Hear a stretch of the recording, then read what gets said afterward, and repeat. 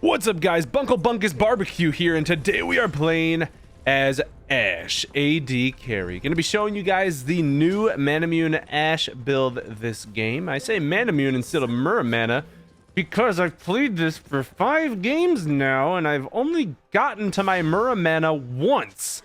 Every other game has managed to be like a 15-minute surrender, and it's just like, fellas, let me play. But on the bright side, that does mean that the build is still pretty good even before Muramana completes. Now, the whole idea behind this build is that you are sacrificing your late game hyperscaling power in exchange for early and mid game big power. Now, why would you do that, you might be wondering, if Ashe is a hyperscaling AD carry? Well, the reason is this build makes you so much more powerful earlier in the game. And most games right now, just with how the meta is, do not get to a point where an AD carry is going to have 6 items. It just doesn't get to that point in most cases. So that is the idea behind it. The build itself is a little more than Muramana. We go Muramana into Runan's Hurricane into Death's Dance. The runes right there in the bottom left or in the description, as always.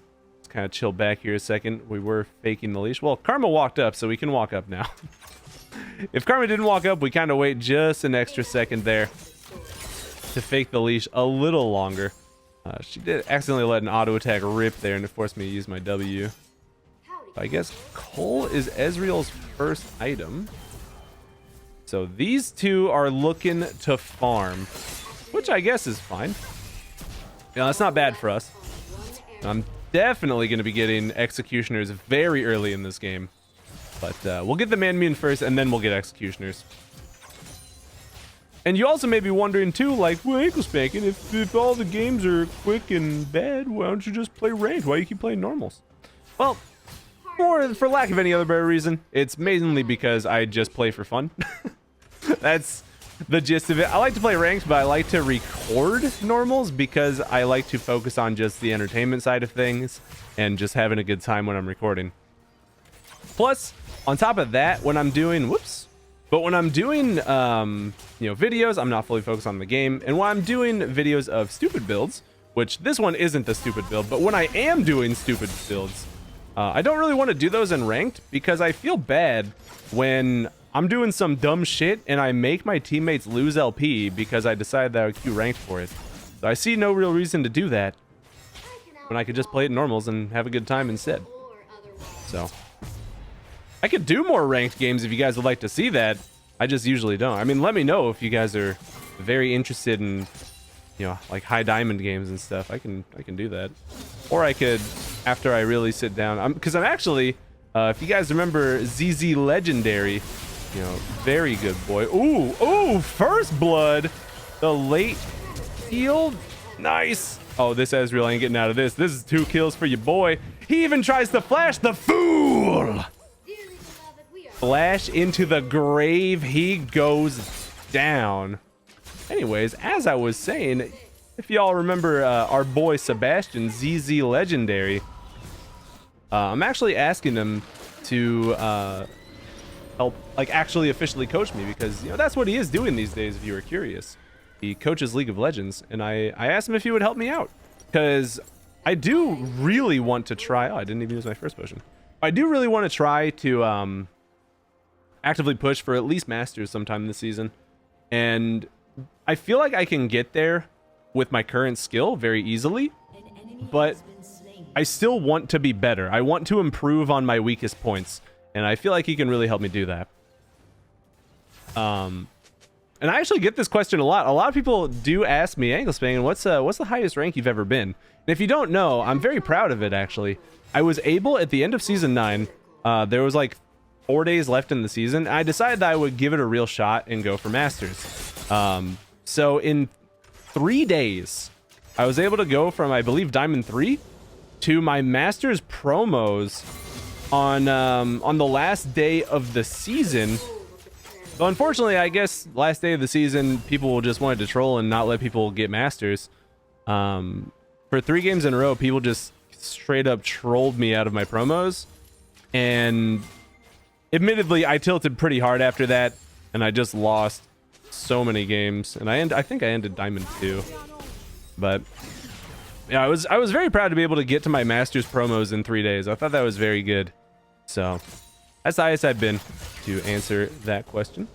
And also to answer another question I've been getting a lot of, people asking me like why I don't play with friends. It's not because I don't want to, it's because most of my friends don't play the game anymore.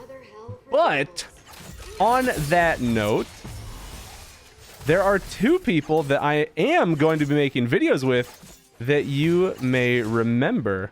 One of them is a man by the name of Cool Story Joe. He has been back and playing again, so I'm gonna make some content with him soon.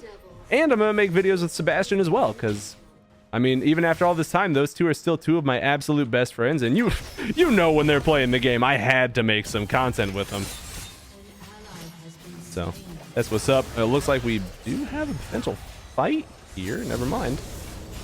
I don't need the hawk shot yet. Oh, a little over aggressive there. Get the flash auto there if she's gonna try and heal that Ezreal and get her down to like 3% HP. You bet your hiney I'm gonna take a free kill. And Kane does have 6, and he's just gonna ult in and kill him, right? Yes, sir. Just gotta walk out. And probably should have walked back towards the tower for literally that exact reason. So he's gonna have to take a death there just because he should have walked backwards towards me with the wave under the tower. But 3-0-1, and the rest of my team is kind of inting right now, so that's... I know it sounds kind of facetious almost, but I like that. I like that this game because I'm gonna be allowed to get to my items. So Man Immune complete at 7 minutes. Usually this takes about 10 to 12 minutes to stack. So we'll have it before the 20-minute mark. If you don't know, Tear of the Goddess is a mana item that stacks every time you use an ability. Man Immune, though, is an upgraded version of a tier item that for AD users stacks whenever you auto attack or use an ability, and it stacks 5 mana per stack instead of 4 like Tear of the Goddess. So once we reach 750 stacks or bonus mana, that item will transform into Muramana, and it will consume 3% of our current mana per auto attack to deal that amount consumed as additional physical damage. And with Ashe's attack speed steroid, I'm gonna go ahead and launch the ulti here, and let's see, slow her down. Ooh, and approach velocity kicking in. That's another kill for us. And that is why that rune is so important. If you are playing Ashe, you are taking approach velocity, because just having that 10% movement speed every time you auto someone, it's absolutely insane value. Absolutely insane. And oh, I actually meant to auto the Ezreal there, but I guess I misclicked the tower. I see the Fiddlesticks, so I don't really need to use my Hawk Shot right now.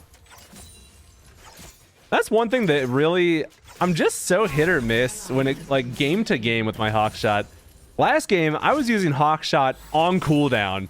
This game, I think I've used it once so far. Dodge out of the ulti there. Also, Ashe Karma, the poke in this lane. Ooh, just juicy. Juicy, juicy, juicy. All right. I have lost my eyes on the Scarecrow, so let's throw a Hawk Shot, get some eyes back on him. Didn't see him anywhere in his bottom jungle there, so that's kind of harrowing. He could be wherever. He could even be under my butt. That's Kale. Oh, that's not good. Oh. Ooh, the flash reaping slash. I do have my ulti again. I'm actually going to use this right here. And zoom. There we go. Pick up another kill on this Soraka. You got to respect the enchanted crystal arrow. What are you doing, Fiddlesticks? Fiddlesticks is here, so we'll just back it up. And I'll take this opportunity to go spend my money. Already at 165 stacks, not terrible. Very average for what we're doing. Grab Executioners, grab Berserker Greaves, and let go. Let's hoof it back to lane and keep on kicking Ashe. I'm actually 5-0-1 right now. I'm huge. This Zed is going to be the main issue for me because what they do with their team, they have Zed, Fiddlesticks, and Kale. The Kale makes it so they have an invincible delivery system for either of these two to hop on the back line, aka me. And that's...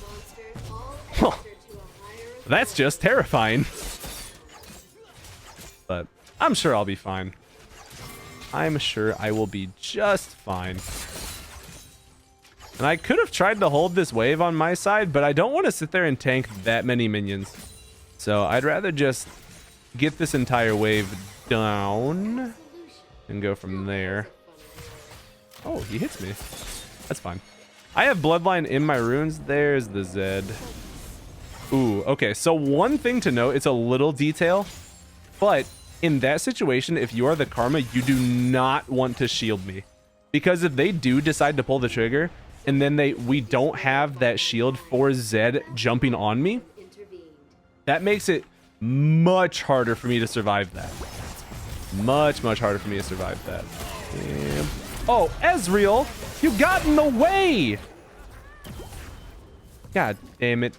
I was gonna nail the Soraka, but Ezreal was like, get down, Mrs. President! Oh, God. What'd you guys think was gonna happen?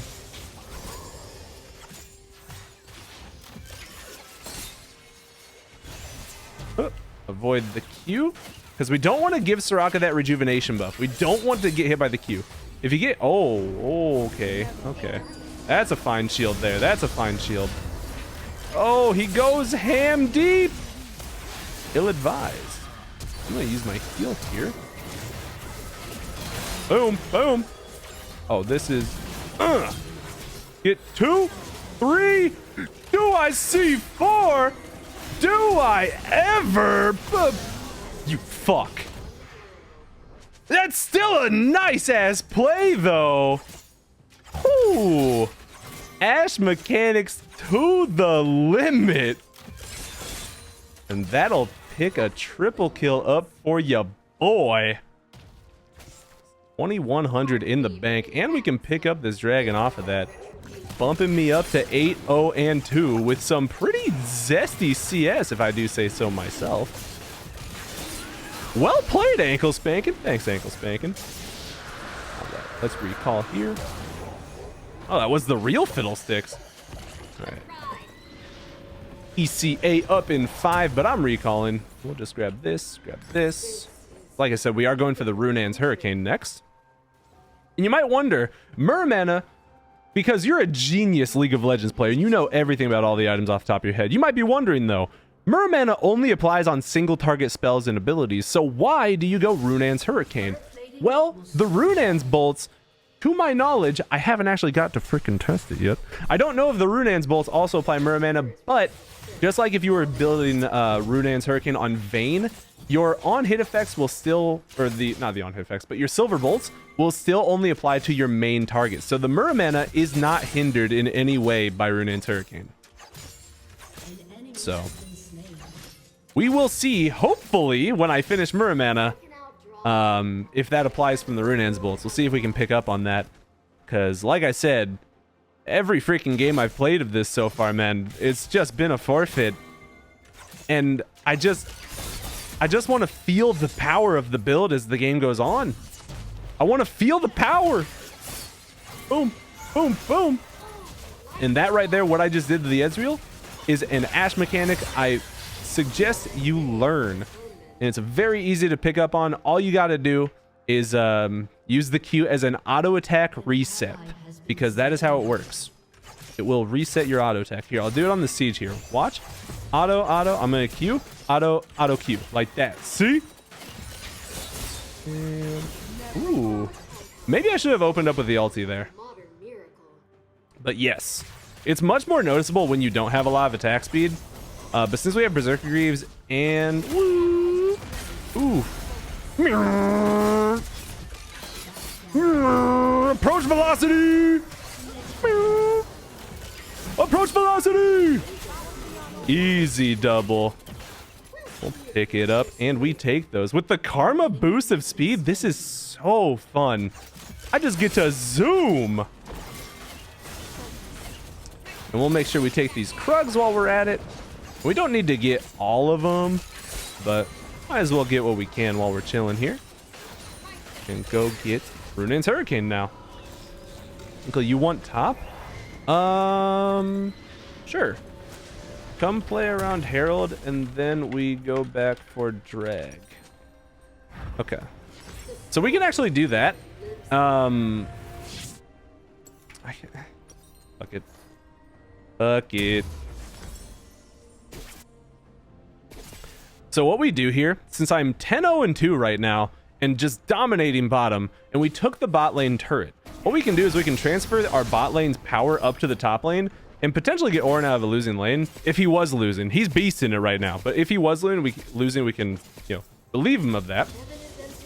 But what this does is it transfers the powerful lane into the side of the map that has... Hold on, I gotta fuck this Kayle in the Ashe real fast.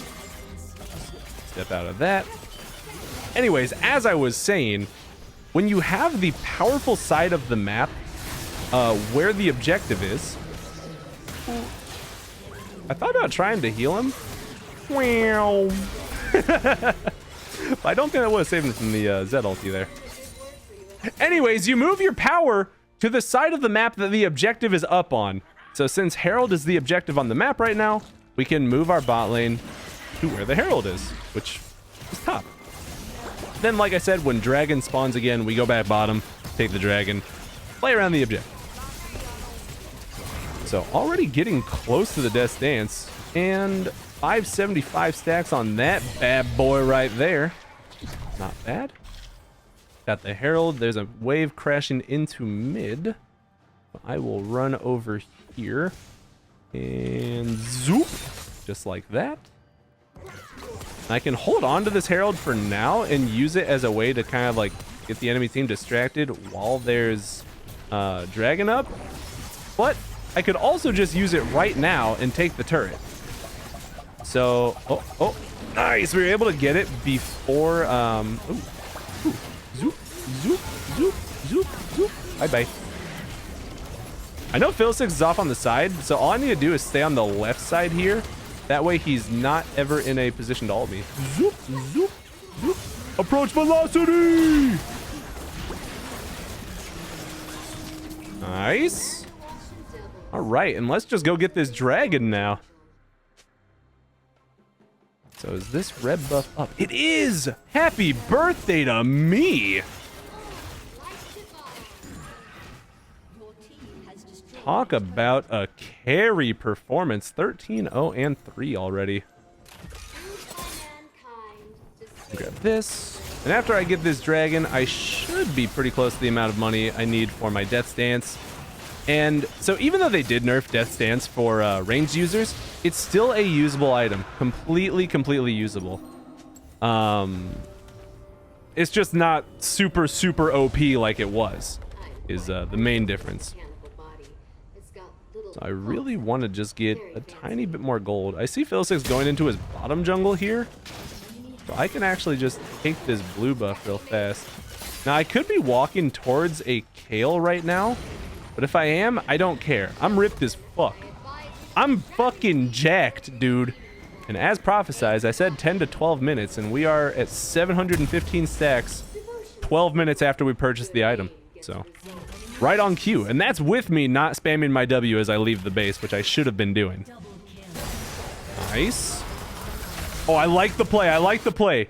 Go ham deep, give the shutdowns, give them hope again. Just so I can crush it. I love it.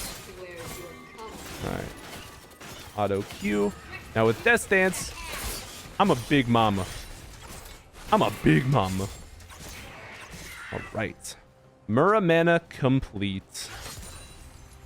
We have pretty decent CS right now too. 184 at 20 minutes. Very solid.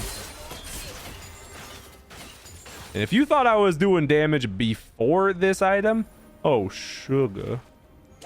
Goodbye.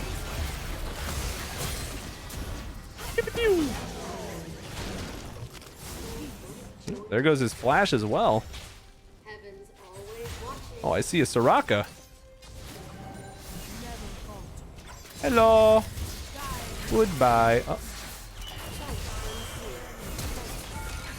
There we go. Go ahead and just flash W auto right there to make sure I pick up the kill.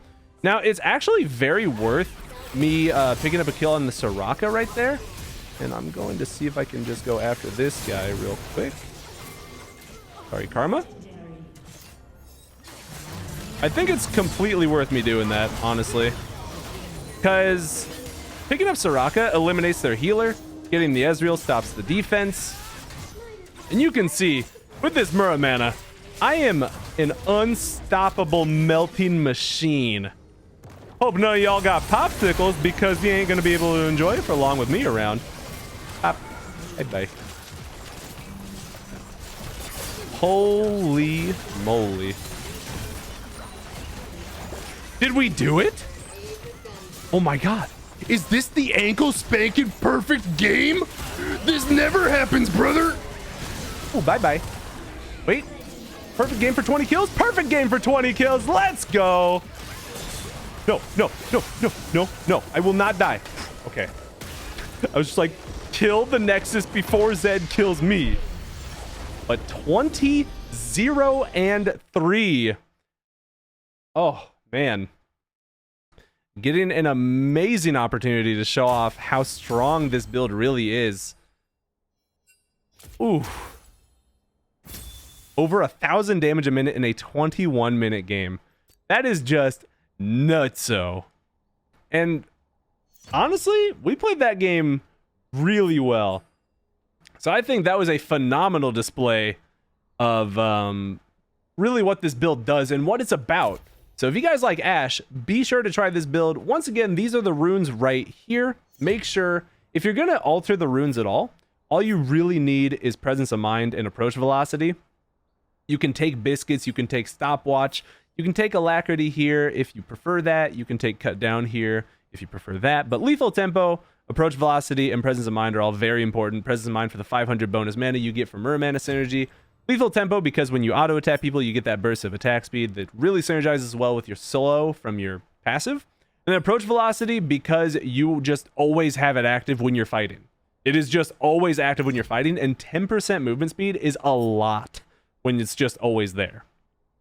So I believe that's all I got for you all. Thank you so much for enjoying this video today. If you did, make sure you leave a like and comment. Really just help me out. If you want, you can subscribe to be notified whenever I do upload a video. And as always, once again, thank you for watching, and I hope you have a wonderful day. Peace!